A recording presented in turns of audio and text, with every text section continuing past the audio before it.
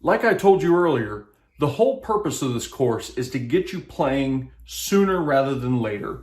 You don't want to play Hot Cross Buns. You don't want to play Mary Had a Little Lamb. You want to play a song. And I'm sure you probably have a song in mind that you'd like to start to learn.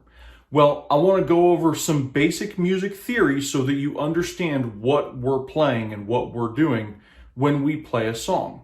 So to do that, it's easiest to demonstrate that on the piano. So let's take a look.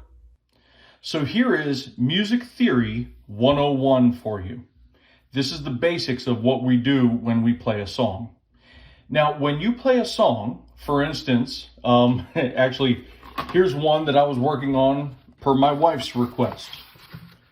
Make You Feel My Love by Adele.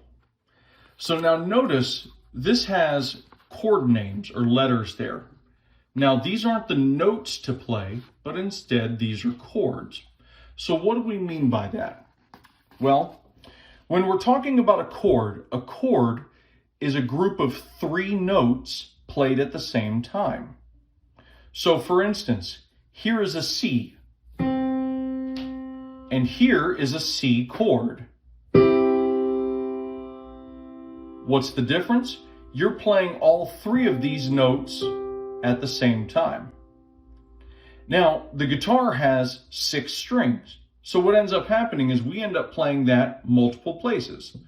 1, 2, 3, and then we might play it up here or parts down here. But it's the same 3 notes of that chord. So let's break this down. For now, I'm using the key of C because that is the easiest key to play in on the piano, but this applies for anything. So, in a scale, we have 8 notes. 1, 2, 3, 4, 5, 6, 7, 8. And that 8th note matches the first note. That's called an octave. So it's the same note, 8 notes higher, and it repeats itself. So, since we're in the key of C, the musical alphabet only goes to G and then it repeats to A. So, C, D, E, F, G, A, B, and C. And that's where the octave comes in because they're the same name. Now, a typical chord is comprised of 3 notes. It's going to be the root note or the first note. It's also going to be the 3rd note in that scale. So 1, 2, 3. There's my 3rd note. So now I've got my first note, C. I skipped a D, my 3rd note, E. And I want my 5th note as the other note in the chord, F, G. So C, E, and G are the 3 notes that are in a C chord.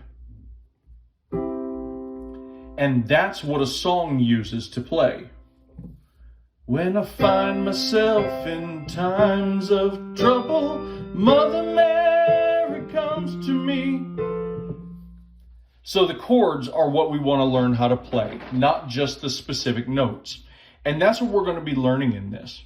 Now, you may see some different kinds of chords, okay? There's another kind of chord called a minor chord. A major uses the major scale. A minor chord is down sounding and it uses the minor scale.